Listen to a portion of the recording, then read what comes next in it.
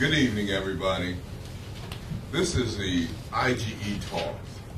We have a monthly program where we talk about issues related to the community. And when we talk about community, we talk about, our local community, our state community, and our national and international community, because our community is broad. We have a great group of people here.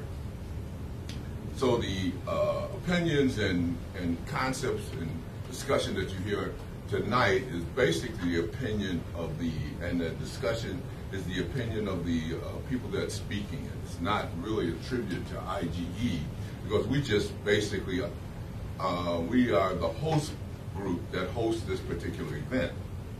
So consequently, we are, today we have a unique topic that we're going to be discussing, and the topic is centered around mental health. Historically, there has been a mental health parity discussion group in this community, which taught the community a lot about the fusion of physical health and mental health. We continue to move in that direction in the body of mental health to try to continue that particular fusion. We have a group of professionals here that are part of the mental health community, and they will, and I will decrease and allow them to introduce themselves to you, as well as their positions within their own spheres of influence and in their communities.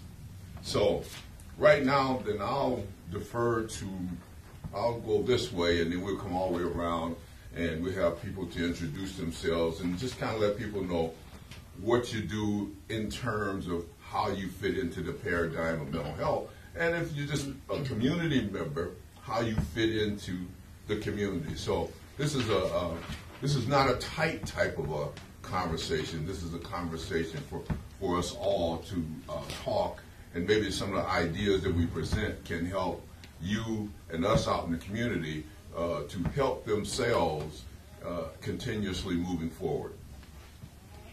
Thanks, Paul, and thanks for doing this. My name is Hank Foose. I'm a pharmacist by profession. I'm also a vet.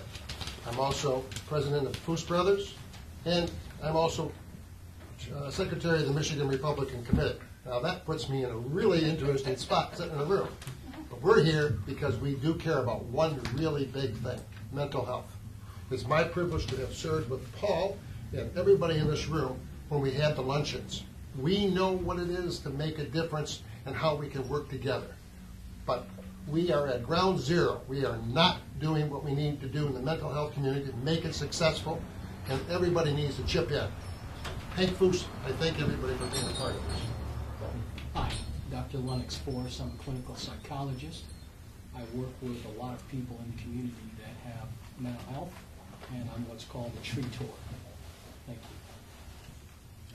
My name is Dr. Rick Rosselli. I am a metaphysical quantum mechanics teacher in regards to spirituality and wholeness of the body, being in unity and alignment of a whole person, body, soul, and spirit. I work with people an individual. I work with people in groups. I work with Grand Rapids Police Department and several other areas. And I'm here to assist in any kind of discussion that will benefit the community. Thank you. My name is Kim McKeon, and I'm a volunteer of the Institute of Global Education, and I also sit on the board. And I'm here today to just learn and listen. I'm Gary Rich. I'm a psychiatrist here in the community, and I've been here for over 20 years now. I've practiced in an inpatient setting for about 7 years, and the last 13 years I've been in an outpatient setting treating adult patients. My name is Chester Lowe, and I'm with the Institute of Global Education as a board member as well as producer of the talk show here. And of course I've done work in the fields of both food service as well as mental health. Thanks. I'm My name's David Blakesley. I am the former host of this program, and good to be back and enjoying my role just as a guest here tonight. And my commendations to Paul for filling the chair and taking over. Good to be back with you again. Yeah, professionally I do work in the field of mental health as well. I'm the Associate Director at Woodwood Christian Services, working primarily with youth, teenagers, kids who are often lumped in with delinquency and other types of behavioral problems, but definitely mental health is a big component of what we do, and it's a topic I'm very interested in. Mike Franz, Institute of Global Ed board member, and probably in terms of this discussion, my primary interest would be my function as a member of the MICA Beyond Prisons work group, and I'm aware through our studies there that far too many people in prison who have been incarcerated are there primarily probably because they are mentally incompetent to live in society. And that is a very expensive and very unfair way to deal with these people, especially when we call them correctional facilities and there's nothing going on there. But I'm here primarily to listen and learn and see what we can do about this particular problem. And I'm Corinne Carey, a retired 4th grade public school teacher, mother of 4 grown men at this point, and feeling very grateful that we haven't run into the kinds of situations that so many parents do run into. We have had an experience as grandparents where it looked like one of our kids was going to be imprisoned for years over something that was just very, very minor.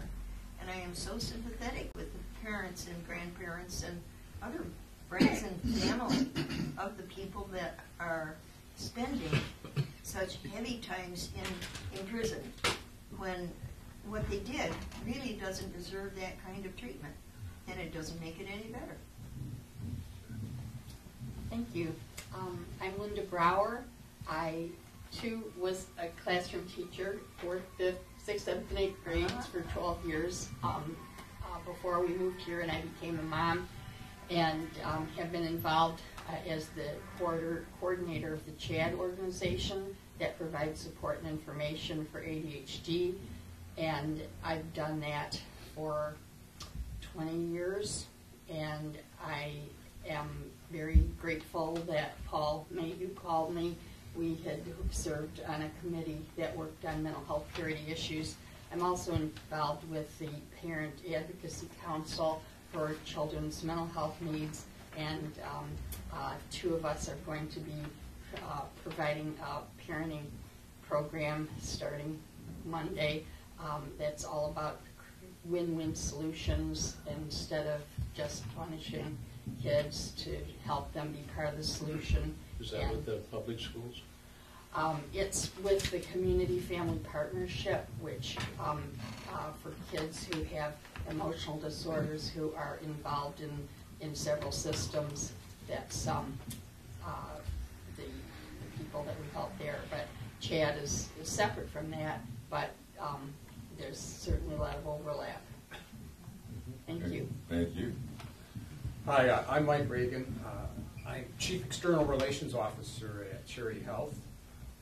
Charity Health provides primary care, dental care, and behavioral health care. And we also have services for those who need optometry. We serve about 60,000 people here in Kent County, in Berry County, Montcalm County, and also from Ottawa County. I've been in the field of healthcare, primarily behavioral health, for the last 30 plus years, 27 of which I was the Chief Executive Officer of what was called Project Rehab at one time, and became Pro Action Behavioral Health. And my organization merged into Cherry Street in 2011 for the sole purpose of how could we bring what we know to be brain disorders related to either a mental illness or substance use into the rest of healthcare and begin to integrate and coordinate care. So I also applaud you, Paul, for the work that you've done over the years, and also for bringing us together. Parity is a work in progress. It's a law that applies to the Affordable Care Act, but we've got a long way to go but a promising road to go. So I'm looking forward to this discussion as well. Let me read our little subtopic here, because I think it's interesting and it'll help bring us together, and then we'll kick it out. This subtopic here says mental health parity, an intersection where mental health and physical health meet and mind, body, and spirit takes off. The concept of integrating the brain and the physical health back to bringing the brain and physical health back together. At some point in time, they were separated, carved out, if you will. This program gives the public information about the connectedness of mental health and physical health and touches on some common ideas for effective treatment and advocacy to sustain proper perspective and balance in dealing with treaters and the statewide mental health system. So with that, let's begin to talk about our what we have written. Now, we have discussion topics written on the table there. We don't have to be so tight on those discussion topics that we can't kind of bounce around. So I don't want to make us feel as though we have to be regimented, but we do have a program to follow. Okay? So I don't know. The ADD seems to be a topic that is of concern, especially when we talk about the juveniles. We talk about children. We talk about children going into hospitals. And Linda here, I'm just going to toss that over to you because of your involvement with the ADD. And then, you can kind of chime in. I'll help to facilitate, but I'm not an ogre. So let's do this. Certainly, we want to end the school-to-prison pipeline, which when I taught, we never expelled kids. We would try to keep them in school. So there's certainly concerns about that, and especially if they have mental health issues, we really need to be addressing those and reducing the stigma that surrounds those. And ADHD can be, they're all spectrum disorders. Some people say, well, we never had it when I was a kid. Whatever happened to good old-fashioned discipline? However,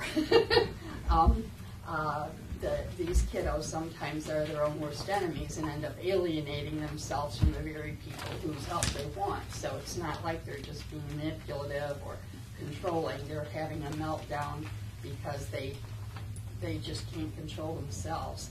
So we really do need to help them be part of the solution. But there was a study done in Seattle with kids with ADHD, and they found that 56% of the kids who were in lockup in their juvenile justice system had, it was 70%, they said, had ADHD. And when they provided treatment and follow-up with a mentoring program, 40 hours of mentoring, that in the 2 years that followed, there was a 56% drop in rate of recidivism. So it truly can be very financially advantageous to taxpayers to be treating this disorder, as well as helping people go, not just return to a previous level of functioning, like someone who might be depressed or anxious or something, but maybe be able to find their potential like they never had before. So thank you for bringing up the ADHD component. Could I ask a question? Mm-hmm. I read a book recently by a local author, Jake Terpstra, who's quite an expert on foster care, nationally and in the state. And in that book, he just struck me with the statistic that 80% of the people in prisons were brought up in foster care situations at one time in their life. And I wonder if the school-to-prison pipeline, if there's some connection, or what can we do in education to nip this in the bud or to help these kids along when it happens? When I taught middle school, I taught in a small district, Eau Claire, Michigan. And when I taught I sometimes run into these middle school teachers who were so frustrated. They'd come into the teacher's lounge and they'd just say, oh, this kid has such a bad attitude. Well, I described to them when the child was in 4th grade and they didn't have a bad attitude. I think they get discouraged, and it's really important for us to be proactive. And I'm glad to see that the governor is wanting to work on helping kids with reading, to make sure that they're able to learn to read, so then they can read to learn after that. But we really have to also include the mental health component, because many kiddos do not get identified, and they end up thinking of themselves as bad kids instead of just a kid with a problem. So let me, I'll go and then go. Let me say this, in terms of where we are today, the concept of autism has moved to the front of the bus. And autism has become a panacea or an end-all to cure-all for us, which is a situation that has created, which will not pay dividends for all of us going forward.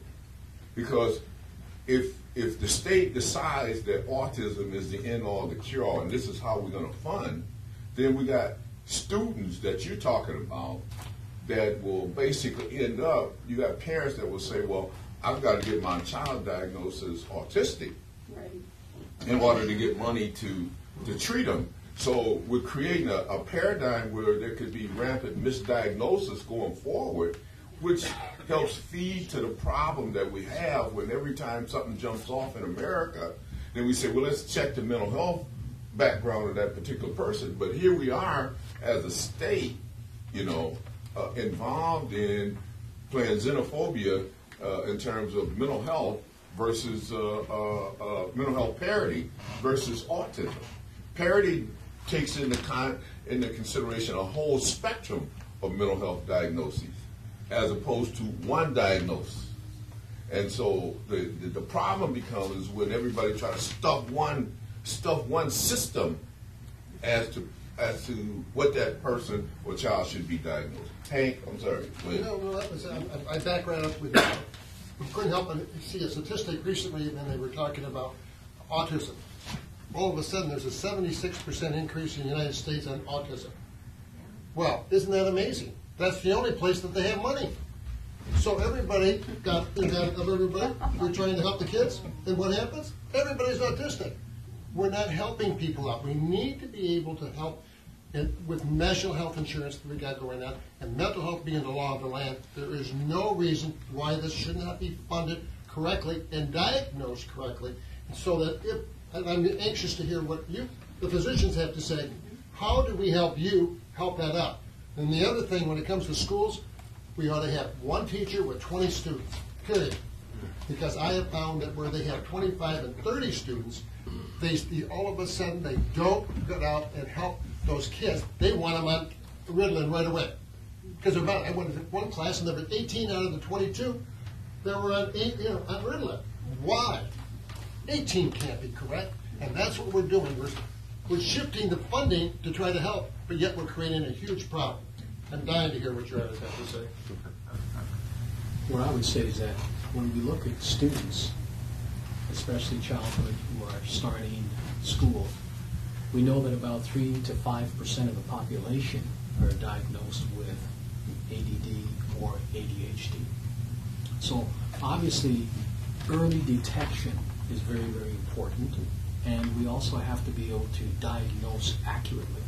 Sometimes there's a lot of misdiagnosis, and that happens as a result of what was said earlier, is funding.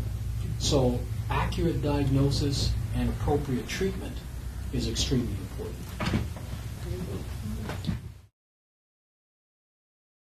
Creative. Nope, you get to take it with you. That way you always know that you're kind to somebody. I don't really see very pretty. I wouldn't give it a job.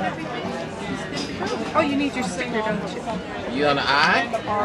What color eye would you like? Blue eye. Alright, let's put this right here. All Oh, there you go. Have a Thank good you. day. There you go, beautiful. Yeah, Go ahead and ask. Hi. Excuse me. Come in with the dough. You need to grab one and then you can decorate it. In respect to the labeling of mental illness, in all due respect, I think a lot of times we are so far off on that we are kind of it's a mixed match.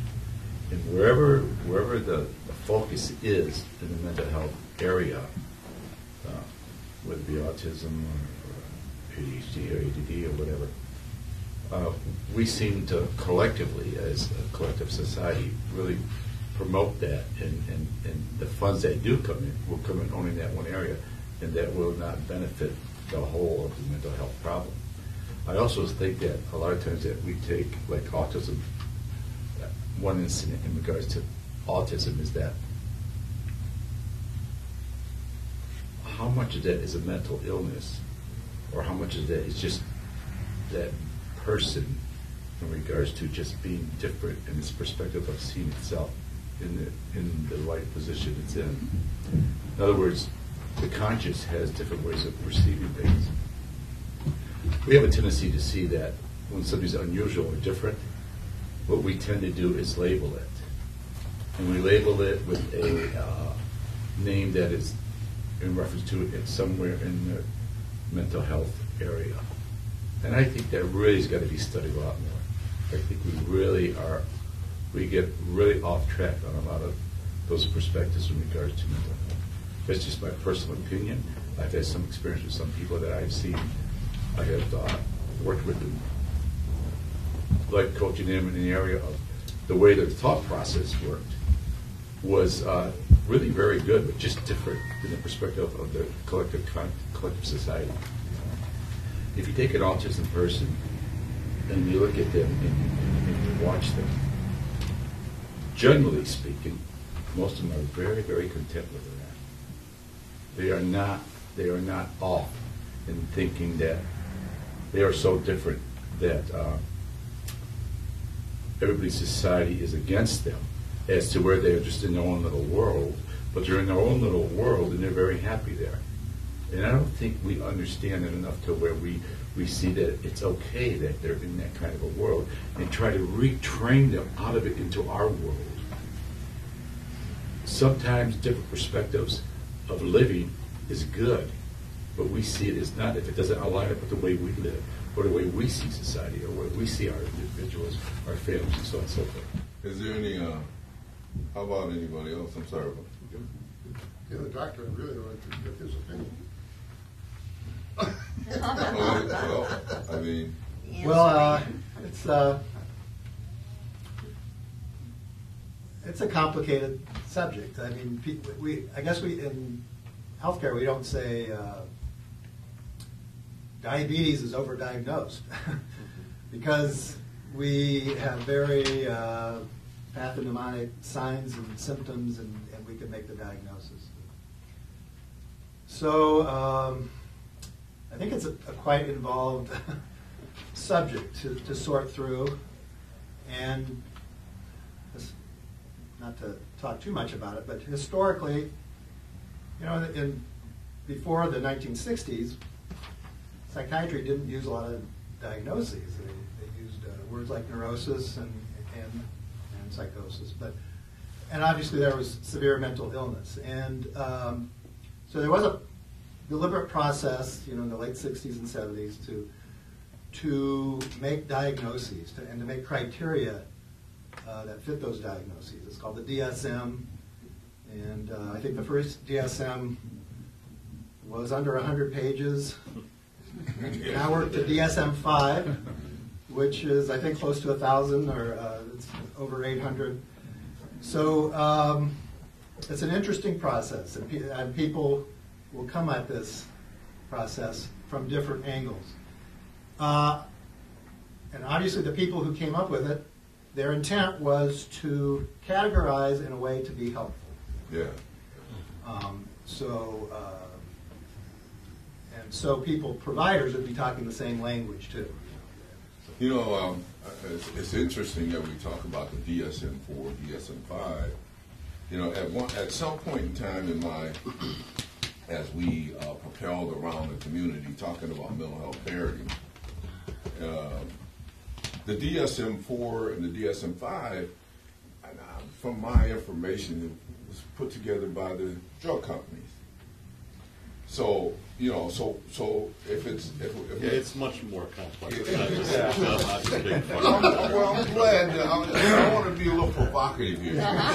So it's a good way to start. Yeah. So go ahead. Well, I mean, I'm not an expert on the DSM-5, but it's certainly a lot of different disciplines were brought into it. But there were some really radical, or not maybe radical is not the best word, but some very thorough revisions from the 4 to the 5. A lot of those categories and diagnoses, you know, that were in the 4 don't exist in the 5. Like Asperger's syndrome is no longer a thing, and yet there's still a community of people who say, well, I've been Asperger's throughout my life, and I'm going to stay with that because those are the services and those are the people that I identify with. And so I think we have to really grapple with the fact that mental health as a concept is really in its cultural and scientific infancy. I mean, it's just not been thought of in the same way or using scientific tools in the way even that physiological medicine has. And again, I'm just a bachelor's degree guy who works in residential and does a lot of training and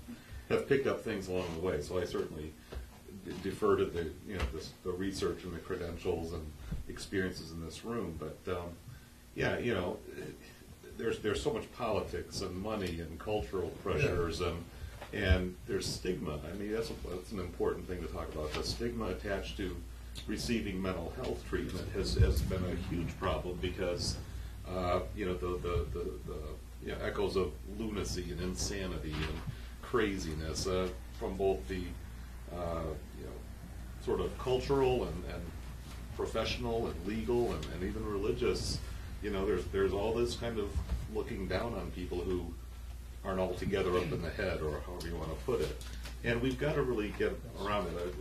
My friend across the way who talks about people perceive and process information differently. I think we've got to reckon with that there's not one such thing as the normal human being. You know, there's certainly, you know, there's larger numbers of people who process information in similar ways, and at the far end, there's people who process it sometimes dysfunctionally, sometimes self-destructively, but sometimes quite exquisitely in a particular area. And we have to learn how to take care of those folks and support them in a way that allows them to reach their A potential. good example of that would be my brother, who was diagnosed perhaps in 2nd grade, you know, we're talking about 60 years ago, with dyslexia. Okay, so the school psychiatrist said, your son has dyslexia. My dad said, what do we do about it? He says, I don't know. You know, so he goes through his educational experience, flunking all his courses, including introductory college English and so forth, 3 times. He goes up to Ferris State, gets a degree in physics and applied physics, and he's a genius. You know, he's in his world where math, you know, E equals MC squared, C squared, M equals E. It doesn't matter. He's dyslexic, you know, and he's happy. But every time he tries to do something in society, they say, but he misspelled it. And his teachers hammered on him. His physics teacher in 12th grade said, I can't accept this report. He says, why? There's 38 misspelled words. He says, oh, is that all? He says, that's in the first paragraph. Right. You know? Yeah. And so he had to fight this system, this perception there, you know, and the whole problem was, and finally he just told my dad, he says, when I get into industry, he says, the secretaries will type up the reports, and they know how to spell. And he was right. He went to work for General Dynamics Corporation and made a small career out of that, nuclear submarines. And, you know, but he was an absolute genius in his area. I mean, it's just... Well, the metaphysical aspect of the spirit of a being, of a person, is that it has infinite perspectives that it can align, it can go down. And everybody's uniquely focused in a certain way spiritually, okay? Not just everybody's the same spirit. It's not like that. We all have different fingerprints. We all have different snowflakes. We all operate differently from a spiritual perspective. So the metaphysical comes into play there with the spiritual. And it really does combine, like you said, math is easy for him. Well, everything in creation is mathematical. Everything is. Even you, us all sit here. So when you look at the spiritual aspect of that coming together with that spirit in its uniqueness, it doesn't matter on the external part how they read things or see things. Their perception can be totally different the way it's read from one person to another, so on and so forth. So the field is this massive, but we try to put it in groups and make it look at it one way. It's impossible to do that. We need to recognize that everybody's individually, and there are certain people that need mental health issues that need to be dealt with and helped and supported, but we keep it all in different, combining just little pockets in it instead of just understanding it from an individual perspective on the spiritual aspect. So that's not even included. But society, body, mind, and spirit are combined as one. We need to know how to balance that out on all three of them. Excuse me. Yeah, but if we look at society, and we look at, and I'm putting on my hat as once an elected official. So if we look at society and look at it from a governmental standpoint, then so we have a conflict in values in regard to governmental processes and what we think as treaters, based on what you're talking about in terms of metaphysics and how individual differences occur. Because from a governmental standpoint, I have to be able to group groups together, so that I can work, and because of cost. So cost is driving us, and so therefore, from a political governmental standpoint, I have to be able to group these groups together and get a central tendency answer or a central tendency type of situation, and give that to you so that we can at least try to do something for some portions of the masses, I'm glad you brought that up, Paul, because I think one of the things that will help me focus on what we're talking about is, you can go at this by talking about a disease way of looking at the problem, or you can look at it from the perspective of what is health, and are there things that contribute to our well-being. I like the World Health Organization, who defines health as spiritual, emotional, and social well-being. It is the ability to have well-being. And there are things that, by either disease, that are either acute or chronic, are diseases. So even the World Health Organization says health is physical, spiritual, and social well-being. It is not the absence of disease. So some of us have chronic diseases, and within the limits of that chronic condition are relatively healthy. So when we look at mental illness, and I believe there is mental illness, that it is diagnosable, that there are criteria, that there is science behind this rather than just political perspectives, that the problem is that we are the only nation on the face of the earth that is a developed economy that does not see access to health care as a universal right. It's something we have to compete for. Yeah. Only more recently have we began, through the Affordable Care Act, to make health care more accessible. Yeah. And we still are not reaching everybody, but it is a step in the right direction. I'd be the first to say that the Affordable Care Act is not perfect. There are significant problems with it, but the way the current political climate is and how ideologically rigid it is, it's either throw the whole baby out with the bathwater rather than looking at what could we do to improve access. All we did with the Affordable Care Act is help the insurance industry remain in the game, and that was a compromise. Most politics, Paul, is compromise. But the process is that because of that, we still have a market-based healthcare system, and we have the attachment of stigma to mental illness that has not seen it as an illness that needs the same coverage as diabetes or hypertension or asthma, because we stigmatized it. And there's a long history, and we've come a long way in recognizing that it is an illness and has a scientific base, and around which it is diagnosable. And there is a continuum of mental illnesses, and the DSM-4 recognizes that. Alcoholism. And alcoholism, substance use disorders are also related to something that affects the neural functioning of the brain, its neuroanatomy, its neurochemistry, and it is treatable, and people do recover from it. So I think the critical issue here, we should focus on what is well-being, what is health, and what can we do as a society and a nation to make it accessible.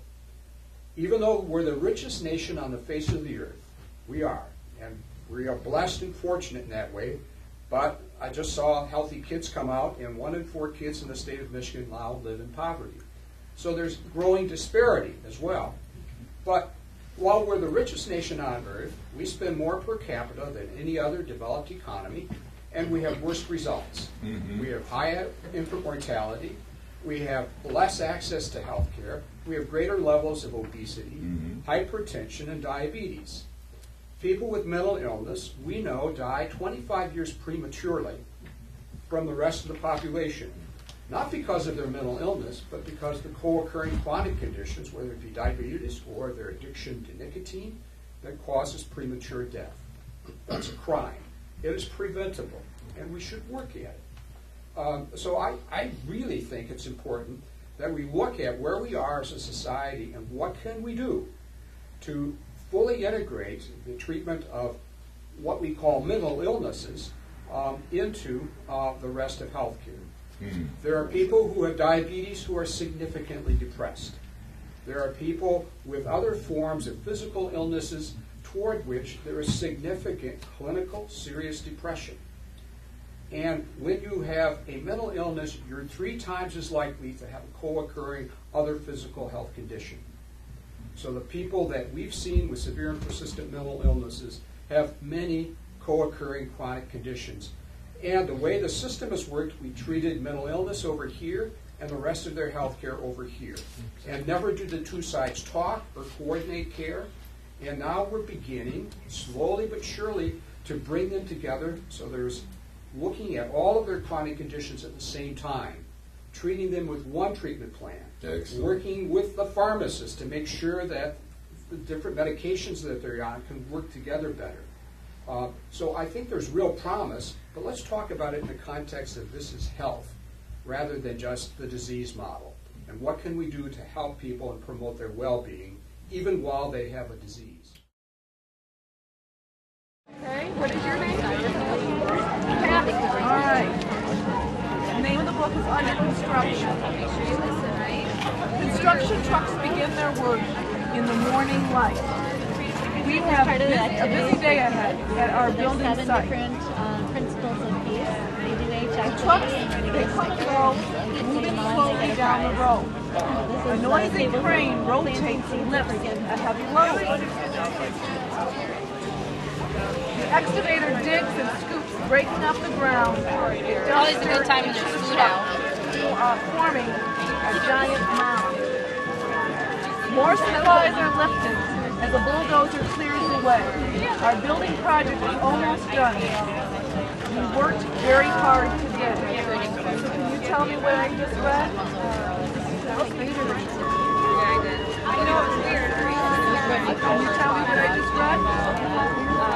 What a big seat! You need a big mound, right? Another page. Bulldozer, right?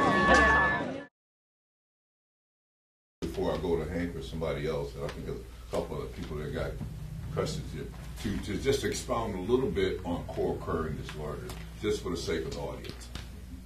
Just Well, expound a the little bit on co-occurring disorder, co-occurring. let's just take mental illness. If you have schizophrenia, you're more than likely to also have diabetes. You're also more than likely to have, because of your addiction to nicotine in particular, because about 60% of the people who are schizophrenic also are addicted to nicotine. And the result is, guess what? Either emphysema or cancer or other either cardiovascular or pulmonary illness. And they have a variety of other kidney things. There are side effects of the medications that help stabilize them, wonderful medications that have side effects. So there is a higher prevalence, and once you have one chronic condition, it can complicate your management of the other. And that's the key piece, that if I'm both diabetic and also have schizophrenia, I've got 2 chronic conditions that are manageable relatively, but both have to be managed at the same time, or else they complicate the management of one another. They're reciprocal. Right. Let me go to Kim, and then Hank. I think you had someone. Anybody else wanted to chime in? But Kim. I was going to say, speaking from personal experience, I think that many times we focus on one area. Like you said, you know, it could be somebody has maybe mental illness, and then they have a physical condition. I can speak for myself. I'm a woman of 52, but for many, many years I had seizures. I was diagnosed with epilepsy. It was back in the day when they just put me on medication after medication after medication because all they could focus on was stopping the seizures. Well, in the meantime, that decreased my learning, and I thought I was severely disabled in the sense I was labeled learning disabled, but nobody could tell me what type of learning disabled. And I did have some learning disabilities, but it was worse than really what it was because I was medicated. Yeah. 20 years ago, I had surgery done at Ann Arbor, and I am now seizure-free. It's been a blessing in my life, but at the same token, it has been very hard for me because I didn't realize the journey I would have afterwards. You fixed one part of it, the seizures, but I still have the emotional part. All the anxiety, all the depression, and I still have to work through that, and nobody helped me work through that, and there was no system to help me work through that. Even today, you know, there are a lot, even here in Grand Rapids, we can do epilepsy surgery, but they still don't focus on the other part of it. They still don't focus on the emotional healing part of it. That is all part of it. And sometimes I still get frustrated and I still get really depressed because I know how far I've come on one hand. On another hand, sometimes I don't feel like I've come far enough because I'm judging myself on where I should be at 52, and I'm judging myself on what society, you know. And as a single person and as a single woman, I have to think of those things on how society, because I'm taking care of me. I have nobody else taking care of me, you know. And I have to balance that out. I've come a long way because I put myself through therapy. I have good friends. I work in an active spiritual life. I have delved into some of the metaphysics, you know, and I think all of it has a component to it. It's trying to find the right rhythm and the right component for you. The balance. And a lot of times we still just don't have professionals out there that know how to balance it. Amen. We don't have the doctors. They just maybe look at their side. We just have the mental health that just look at their side. And then you walk around like I've walked around with label after label. Yeah. Very powerful. Very powerful. Thank you. Very, very You should be powerful. very proud of yourself. I mean, go ahead, Hank. But I just want to, that's a classic what I'm trying to say. Look, I've been involved in politics. And we used to have the luncheons, but you put together white papers. We brought together medical people. We brought together mental health. We brought together regular physicians. We brought together a whole group of people, plus political people. This movie going on right now should be an opportunity to ask for help. Help these people, help the people of this country. National health insurance is here to stay, Michael, one way or the other. It's good to hear a Republican say that. When they add the metaphysical aspect into that whole group, now they're going to make some progress because they leave that out totally. Well, what we're doing here tonight is educating the public, using three-letter words, using testimonials, exciting people. You got to do that. Everybody in this community, if everybody touched one other person or two other people, you know a bunch of people, you know physicians, you know nurses, you know pharmacists, everybody knows somebody in the world. You've got to tell the story. And that's why this thing is so important. The insurance piece is hard too, because the insurance piece still just focuses on the medical. You know, you really still can't get decent health insurance for medical health. Or if you're single like me, it's going to cost you that much more, so I'm not going to go to therapy. That's right. That's why you have to go through the legislative process to be able to change that. That's what you have to do. And this is a work in progress, but it won't change if you don't stand up and tell the story.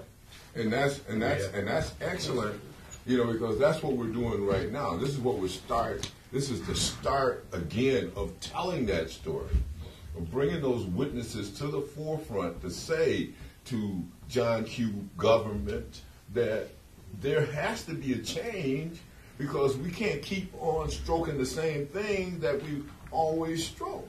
Because of situations like yours, people forgetting about the holistic treatment of this thing. Holistic, the mind, body, and spirit. Somebody said, well, let me treat her physical and forget about her mind. Or they'll just label the conditions with the mind. Yeah. Throw a label in. Just put a label to it. So that's where society runs into problems. And every time somebody does a strange killing or something, then all of a sudden what kind of mental health record did they have? Are they treatable? Well, that's ex post facto. You know what the worst thing is, Paul, but I can say this, and I can say this right now kind of smiling too. Yeah. I sometimes label myself worse than sometimes other people label me, because I've been labeled so many times. And then I have to redo that dance too. Yeah. Yeah, a good example of what you're saying, Paul, is, a friend of mine, well, I have two friends, okay? One of them went to prison for criminal sexual. It was a very treatable kind of problem, especially his was pretty elementary, but 10 to 20 years. So we're going to, write him off instead of treating him and getting him out of there so he can become a productive member of society, which he's ready to do.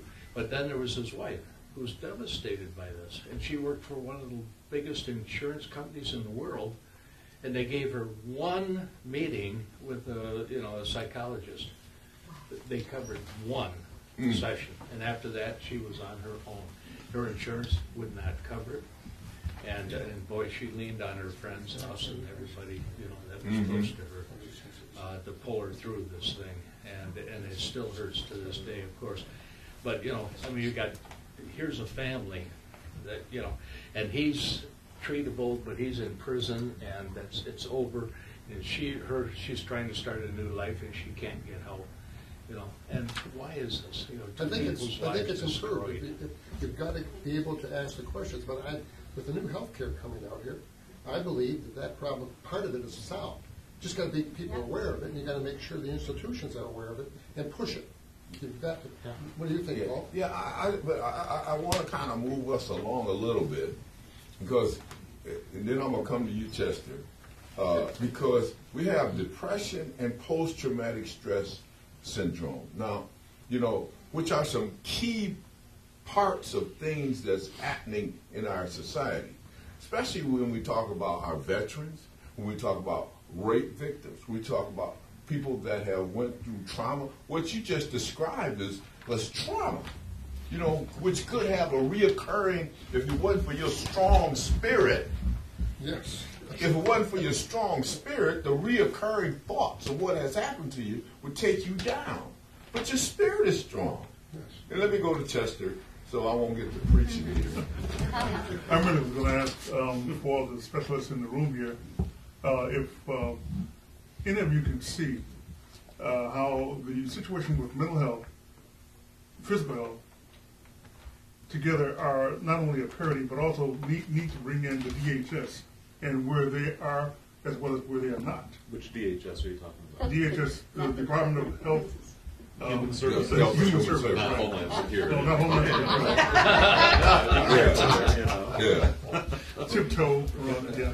But the Department of Human Services is very important to be brought into this discussion, because they're supposed to be like the state insurance for people who are without. And there are thousands of people who are without assistance for the type of services that are rendered through Mike Wiegand's agency, Cherry Street Health Center, and the service you give as well, Linda? For ADHD. For ADHD, yes. I would like to say I am very hopeful, because it used to be in Michigan that you could not find an individual health plan that you paid for yourself that included mental health. they didn't have them. I believe Kaiser Permanente in California did, etc., but not here. You couldn't buy an individual plan. But now under Obamacare, the Affordable Care Act, it is required that mental health is covered. And the Mental Health Association did a survey on the state health plans, both individual and otherwise. They surveyed 88 health plans, and they said that there were 27% of them were not at parity, meaning they discriminated against mental health. They charged more,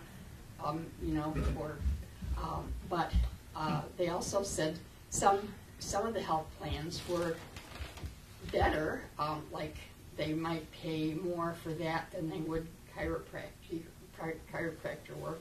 So there is improvement in that regard, but they said this was also from the perspective of the insurance companies, and they're going to do another survey next year to survey 1,500 people who receive these plans to find out what kind of health care they're getting, whether the number, like there are certain requirements that they have to have a certain number of medications per category available, but the type of medications varies, and there's a lot of discrepancy from what I read. Even maybe how much they reimburse a professional for their services can be a problem. One place I even read that a primary care doctor would get reimbursed more than a child psychiatrist would. So I don't know quite how all of these things work together, but what I do think is we have to think of the individual and how they are all here for a reason, and everybody deserves dignity and respect and to be appreciated. That's the whole thing with depression and post-traumatic issues, is that they feel totally worthless, unworthy, not knowing that they are exactly equal with everybody else. And that, it starts with the spiritual aspect of who they are. And we never start there. We always go to the external things about them. It's really about the internal things about them. From a metaphysical point of view, when the metaphysical aspect of the consciousness of what they are as a being, as an image made in the image of God, when that is really introduced in the aspect of, let's look at who you are and how you feel about that emotionally. Let's take that and look at that and say, why do you feel the way you do, and why do you think you feel that way about it? We start asking questions. We start getting inside of them. We start dealing with those issues first. Now, we have the mental issues. We start dealing with those. But when you start with the spiritual aspect of who they are, the conscious spiritual aspect of who they are, you will be able much more to come in alignment with the aspect of the mental brain, the way it's operating through them, and because you're dealing with the spirit to begin with. And then you're dealing with the issues in regards to the body now. You're combining all three, spirit, mind, and body, but you're starting at the top. We don't do that. And we don't even include it, actually. We talk about it a little bit, but we don't really include it. Let me go to Hank, and then I got a question. let's go to Hank, and then you want to there, and then back to you, Chip. I just wanted to make a point too that the governor added 500,000 people in that new program for the federal government. There's 1.2 million people now on Medicaid, in the state, and that's when it's 10 million people, that's a significant step in the right direction. And what I hear around the world is just that the system isn't working, and that's why we're all sitting here telling people about what's going on. But you've got to be able to tell the public, you've got to be able to tell the legislators, you've got to be able to tell everybody what's going on. So the more people that have input into this thing, we're making progress. But Mike says, it's a little on the shaky side because of everything going on. But everything's trying to. That's why it's important. Mental health, physicians, and everybody work together because these are national records. So you screw this up, that's on your record for the rest of your life. That's right. So we owe people that. Yeah. Let's go to Kim and Chester, and then we're going to begin to do some wrap-up statements. I wanted to ask, I think Cherry Street does a very good job. I want to say that because I went through Cherry Street when I was unemployed, And I think that Cherry Street should give DHS training. And that's a good You know, that's a good thing. because DHS makes you feel like just another number. Or as you're going through things such as unemployment and going through the process of food stamps or getting help, they make you feel ashamed to ask for that help. Now, when you go to Cherry Street, you know, they treat you as an individual, and they treat you with dignity. I've heard that. That's terrible. What a nice. And for our listening audience, you know, Cherry Street is one key place you can go and be referred to for proper treatment. Yeah, but my point is that DHS, Yeah. and everybody keeps telling me, but they're federal, you know, they have so many clients, and that's true, they do, and they're overloaded, and so on. But you know, somebody needs to teach them customer service. I think you're right. You know, That's a Let's state. see now. That's a There state. was let's see, Corrine or Chester. I'm sorry, Chester. No, I was really going to ask Dr. Gary if he had any input from the psychiatric view from the situation you're describing about the DHS, that is the Department of Human Services. Are they able to or willing to refer people or support people going to any psychiatric treatments?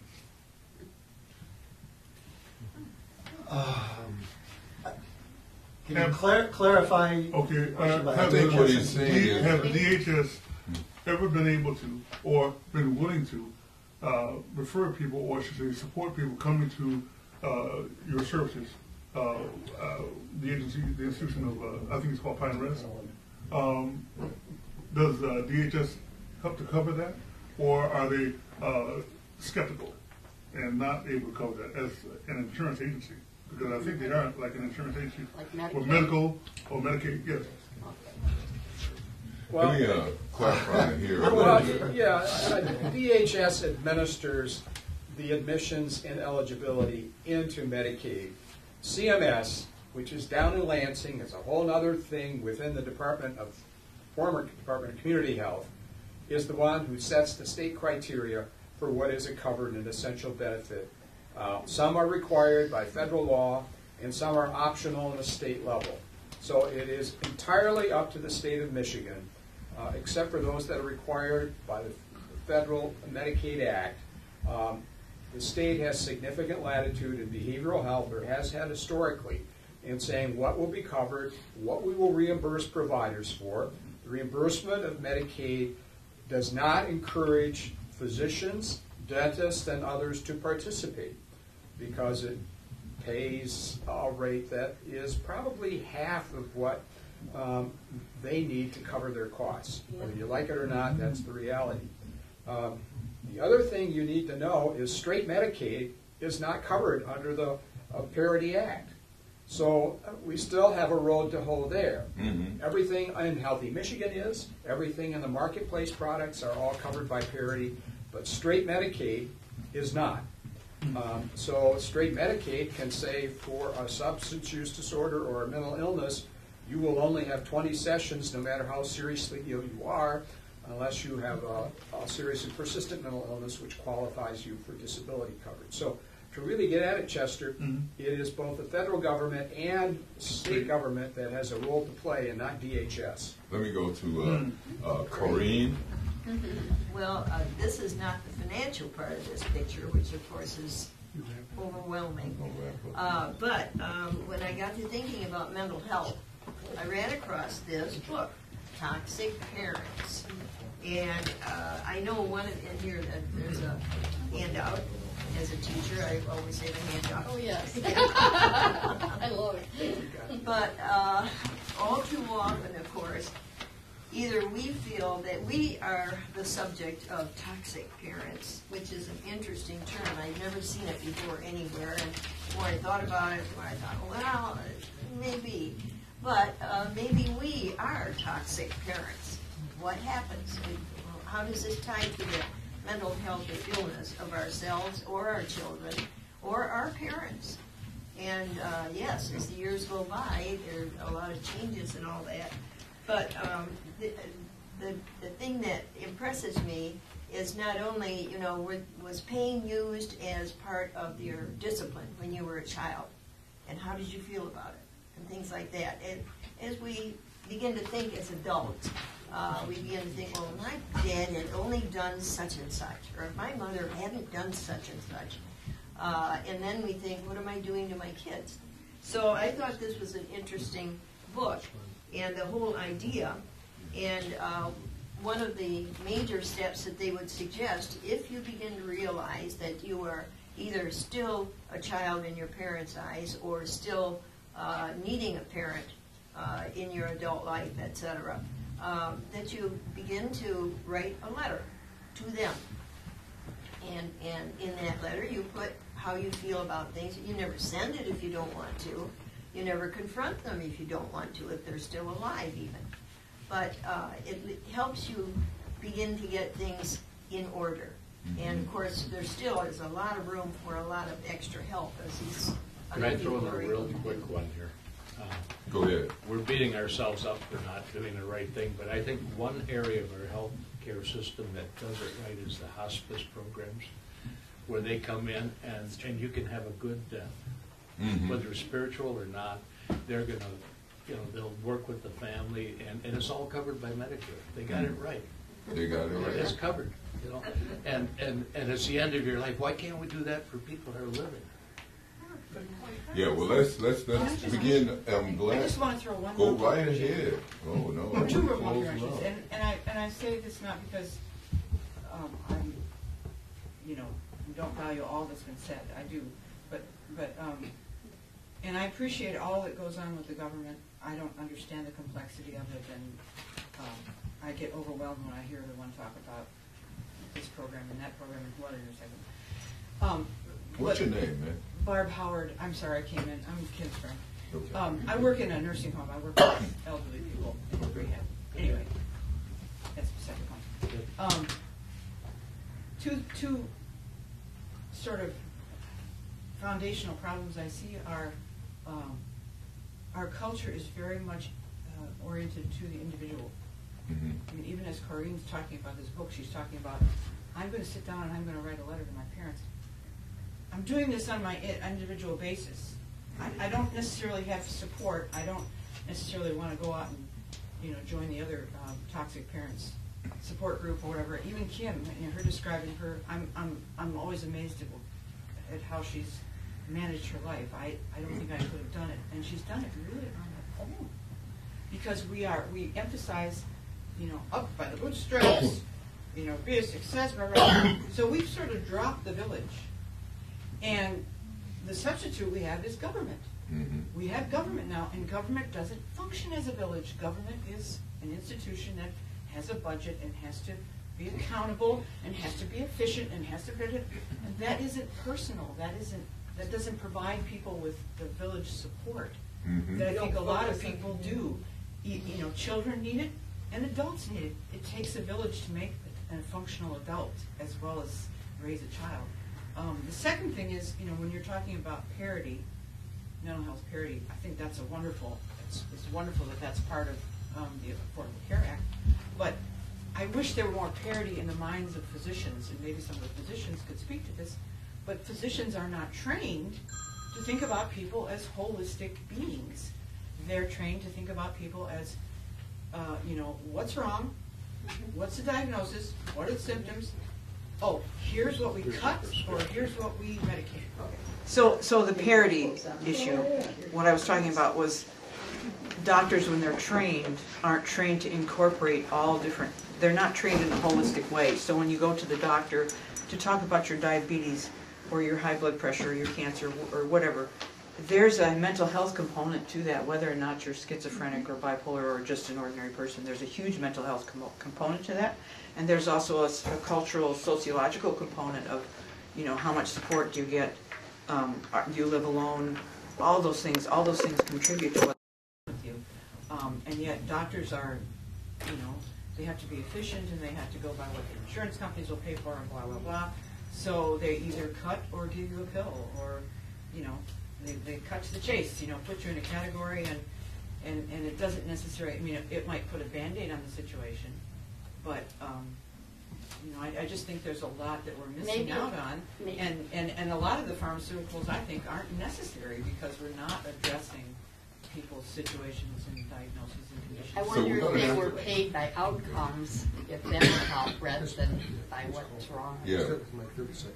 Yeah, we're gonna have That to could be. phase down here and Yeah. and kind of end this. And we've had a real excellent discussion, and we pray that the people out in the community that hear us will take some of the ideas and concepts that we have and use them for themselves, and just kind of adhere to.